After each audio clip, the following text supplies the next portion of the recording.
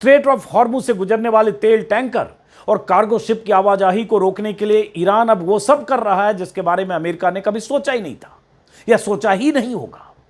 Iran पर हमले करके तबाही मचाने की योजना बनाने वाले ट्रंप को लगा होगा कि उनकी धमकियों और चेतावनियों के डर से ईरान स्ट्रेट ऑफ हॉर्मुज को रोकने की हिम्मत नहीं करेगा।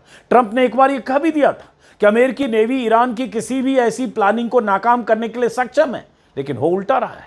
जिस तरह से बीते 30-40 घंटे में ईरान ने स्ट्रेट ऑफ हॉर्मुज में आधे दर्जन से ज्यादा जहाजों पर बम और बारूद दागे हैं, उसे देखकर अमेरिका को इस बात का एहसास हो गया है कि हां, ईरान से जूझना बहुत खतरनाक और जोखिम वाला हो गया है।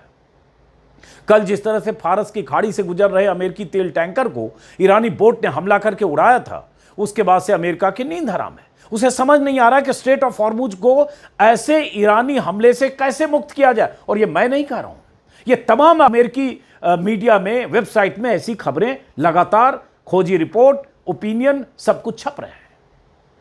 फॉक्स न्यूज को दिए एक इंटरव्यू में ट्रंप ने आज ही कहा है कि तेल टैंकरों के क्रू को हिम्मत दिखानी चाहिए और स्ट्रेट ऑफ हॉर्मुज से गुजरना चाहिए। ट्रंप ने कहा कि डरने की कोई बात नहीं है, उनके पास नौसेना नहीं है, हमने उनके सारे जहाजों को डुबो दिया है। यानी ट्रंप अब तेल टैंकर के क्रू मेंबर्स को हिम्मत दिखाते हुए खतरों का खिलाड़ी बनकर स्ट्रेट ऑफ हॉर्मुज से निकलने की नसीहत दे रहे हैं, वो भी तब जब एक ही रात में 6 जहाजों पर ईरानी हमले के बाद धमाके हुए। इसी से अंदाजा लगा लीजिए कि ट्रंप कैसे इस मुसीबत से पल्ला झाड़ते नजर आ रहे हैं या कह रहे हैं कि थोड़ा जोखिम लो और निकलो। इनकी सुने तो ईरानी हमलों की परवाह किए बगैर, दम दिखाकर, हिम्मत करके तेल टैंकर स्ट्रेट ऑफ हॉर्मुज से गुजरे और हमले में अगर मारे जाएं तो मारे जाएं। मतलब तो यही हुआ, फिर हमला आप करें, जवाबी कार्रवाई ईरान करे, जंग में आप कूदें, तनाव का माहौल, बम बारूद का इस्तेमाल वहां आपकी वजह से हो, और अब आप कहें कि तेल टैंकर्स के क्रू मेंबर्स को हिम्मत दिखानी चाहिए। यह तो ट्रंप है। एनवाईटी की ताजा रिपोर्ट में कहा गया है कि यूएस ऑफिशियल्स का मानना है कि ईरान अब स्ट्रेट ऑफ हॉर्मुज में समुद्री माइंस बिछा रहा है, सुनिएगा गौर से, ताकि इस इलाके से तेल टैंकर और कार्गो शिप की आवाजाही को पूरी तरह से रोका जा सके। कहा जा रहा है कि ईरान के पास नेवल माइंस यानी समुद्र में तबाही मचाने वाली बारूदी सुरंगों का बड़ा जखीरा है। अगर ईरान ने इसका इस्तेमाल करना शुरू कर दिया तो इधर से गुजरने वाले जहाजों में धमाकों की गूंज से पूरी दुनिया हिल सकती है। तेल और गैस की कीमतें कहां जाएगी, इसकी कल्पना करना भी मुश्किल है। जिस स्ट्रेट ऑफ हॉर्मुज से दुनिया के लिए कुल तेल सप्लाई का 20% हिस्सा आता हो, वहां ईरान ने बारूद के दम पर अपनी सुप्रीमेसी एस्टैब्लिश कर ली है। और यह दुनिया के अखबारों में यह बात छप रही है और फिलहाल स्थिति ऐसी लगती है। हालांकि अधिकृत तौर पर ईरान की तरफ से माइंस बिछाने की बात से इनकार किया जा रहा है।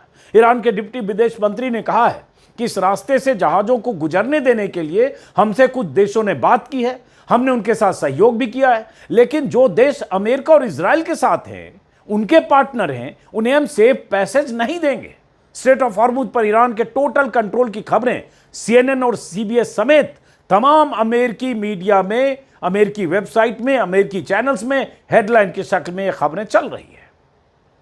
ईरान ने वहां से गुजरने वाले जहाजों को निशाना बनाकर साफ ऐलान कर दिया है, रूस और चीन के अलावा जो भी जहाज इधर से गुजरेगा वो हमारे हमले का शिकार होगा। अमेरिकी अधिकारियों ने CBS न्यूज से नाम न बताने की शर्त पर जो जानकारी दी है, उसके मुताबिक ईरान स्ट्रेट ऑफ हॉर्मुज में बारूदी सुरंगें बिछाने के लिए ऐसी छोटी नौकाओं का इस्तेमाल कर रहा है जिनमें से प्रत्येक नौका से 2 या 3 नेवल माइंस ले जाई जा सकती है। खबर में कहा गया है कि हालांकि ईरान के पास कितनी नेवल माइंस है, कितना बड़ा भंडार है, इसके बारे में कोई सटीक पुख्ता जानकारी नहीं है, लेकिन कई सालों से जो अनुमान लगाया जा रहा है उसके मुताबिक इनकी संख्या, इनकी तादाद 2000 से 6000 तक हो सकती है।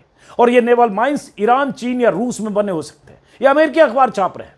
और ऐसी स्थिति में अमेरिकी नेवी स्ट्रेट ऑफ हॉर्मुज में उतरकर ईरान को रोकने या उससे मुकाबला करके जहाजों को एस्कॉर्ट देने के खतरा मोल लेना नहीं चाहती है। CNN के लेटेस्ट रिपोर्ट में दावा किया गया है कि ट्रंप प्रशासन ने स्ट्रेट ऑफ हॉर्मुज में ईरान वार के इंपैक्ट को अंडर एस्टिमेट किया। इस रिपोर्ट में कहा गया कि पेंटागन और नेशनल सिक्योरिटी काउंसिल ने हॉर्मुज को बंद करने के ईरानी दावे को बहुत हल्के में लेने की गलती की। राष्ट्रपति ट्रंप की नेशनल सिक्योरिटी टीम इस खतरे को भांपने में बुरी तरह से विफल रही। अमेरिकी अधिकारियों ने इसे वर्स्ट केस सिनेरियो कहा है। मैं नहीं कह रहा हूं, अमेरिकी अखबार कह रहे हैं। और इसीलिए ट्रंप अमेरिकी मीडिया से नाराज है। इसी रिपोर्ट के मुताबिक पेंटागन का मानना है कि स्ट्रेट ऑफ हॉर्मुज से गुजरने वाले जहाजों की सुरक्षा के लिए अमेरिकी नेवी को एस्कॉर्ट करने की जिम्मेदारी देना बहुत खतरे वाला फैसला होगा। अमेरिकी लॉ मेकर्स के साथ गोपनीय ब्रीफिंग में ट्रंप के अधिकारियों ने भी माना कि उन्होंने स्ट्रेट ऑफ हॉर्मुज को लेकर ईरान के इस रवैये का काउंटर करने के लिए पहले से कोई प्लानिंग नहीं की थी। उन्हें अंदेशा ही नहीं रहा होगा कि ऐसी नौबत आ सकती है। हालांकि अमेरिकी ट्रेजरी सेक्रेटरी स्कॉट बेसेंट के हवाले से यह खबर भी आई है कि अमेरिका स्ट्रेट ऑफ हॉर्मुज से गुजरने वाले जहाजों को सुरक्षा देने पर विचार कर रहा है। लेकिन ट्रंप ने आज ही क्या कहा वो आपको मैंने बताया कि अपने रिस्क पर चलो। तो एक मंत्री कुछ कहता है, राष्ट्रपति कुछ कहते हैं, आप समझते रहिए। अमेरिका और इजराइल की सनक ने पूरी दुनिया के सामने तेल और गैस का संकट पैदा कर दिया है। आने वाले खतरे की बात कर रहा हूं। और अगर यही हाल रहा तो कच्चा तेल जो अभी प्रति बैरल $100 के आसपास है, वो $150 प्रति बैरल भी पार कर सकता है। ऐसी स्थिति में पूरी दुनिया में त्राहिमाम होगा। अमेरिका के पास अपना बड़ा तेल भंडार है। रूस दुनिया का बड़ा तेल उत्पादक देश है। चीन ने रूस और ईरान से एडवांस में तेल खरीदकर महीनों तक चलने वाला विशाल भंडार जमा कर रखा है। लेकिन भारत जैसे देशों में किल्लत का सामना करना पड़ सकता है। तेल और गैस की किल्लत को मैनेज करना मुश्किल हो सकता है, क्योंकि स्ट्रेट ऑफ हॉर्मुज के जरिए ही भारत 50% से ज्यादा तेल और गैस इंपोर्ट करता है। ईरान के सुप्रीम नेशनल सिक्योरिटी काउंसिल के सेक्रेटरी अली लारिजानी ने भी ट्रंप की धमकियों पर करारा जवाब दिया है।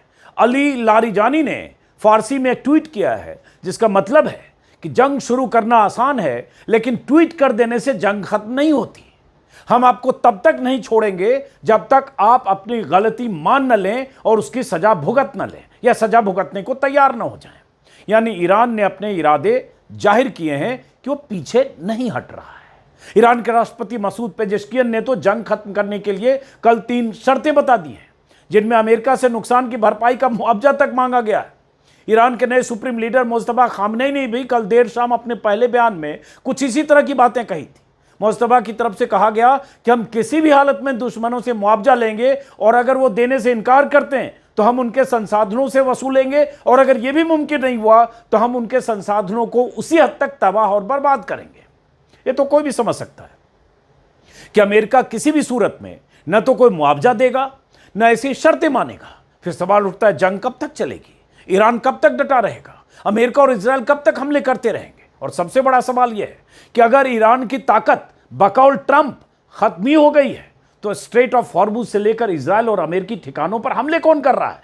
जितनी खबरें हम बाहर मीडिया के हवाले से देखते हैं, जो वीडियोस देख रहे हैं, जो वीडियो वायरल हो रहे हैं, उसके हिसाब से तो लग रहा है ईरान में बहुत कुछ तबाह हो गया।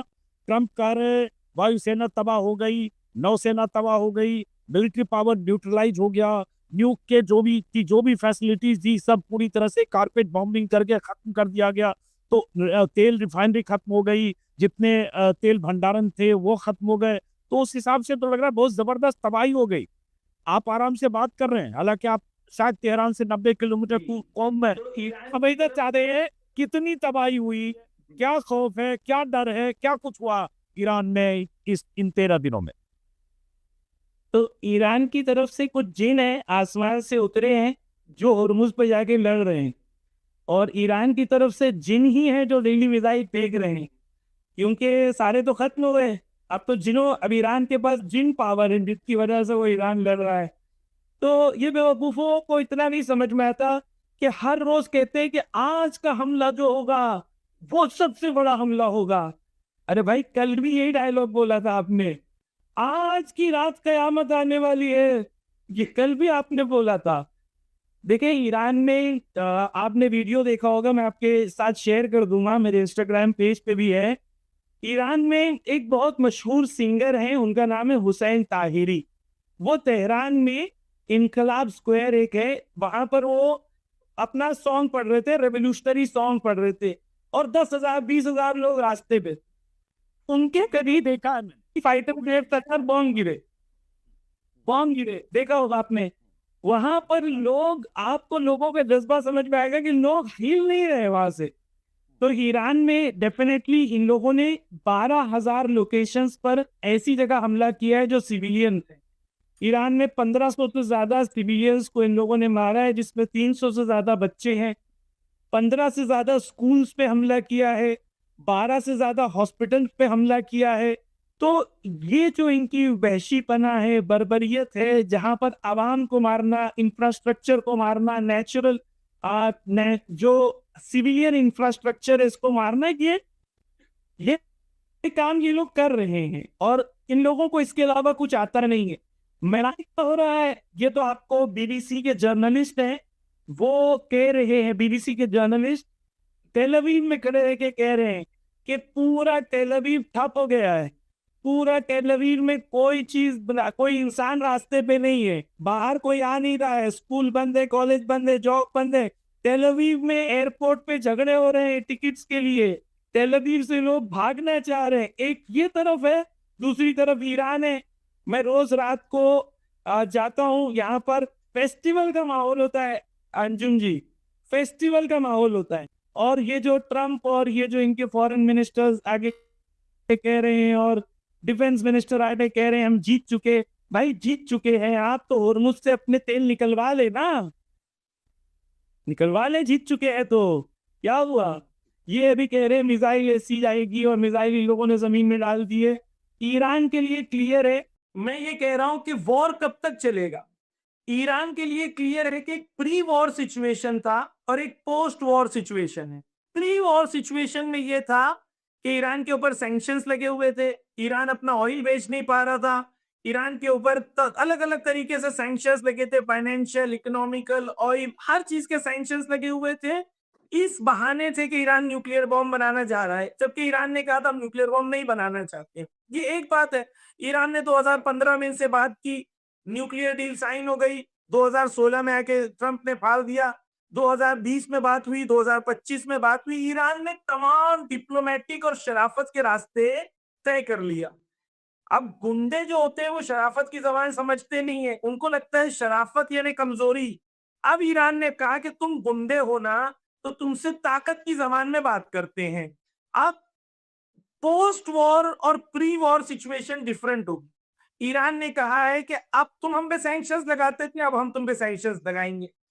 जब तक पिज़िशकियान ने भी कहा जो है कि प्रेसिडेंट है, जब तक ईरान के तमाम सैंक्शंस खत्म नहीं हो जाते और ईरान ने कहा है कि जो 9 नेशंस में इनके छावनियां है, ये टेररिस्ट ऑर्गेनाइजेशन है, जब तक हम इन्हें टोटली डिसमेंटल नहीं कर दे या इनकेपेबल नहीं कर दे कि ईरान पे हमला हो सके, कोई सीज फायर की बात होने वाली नहीं है। ये क्लियर होना चाहिए कि सीज फायर ईरान नहीं चाहता,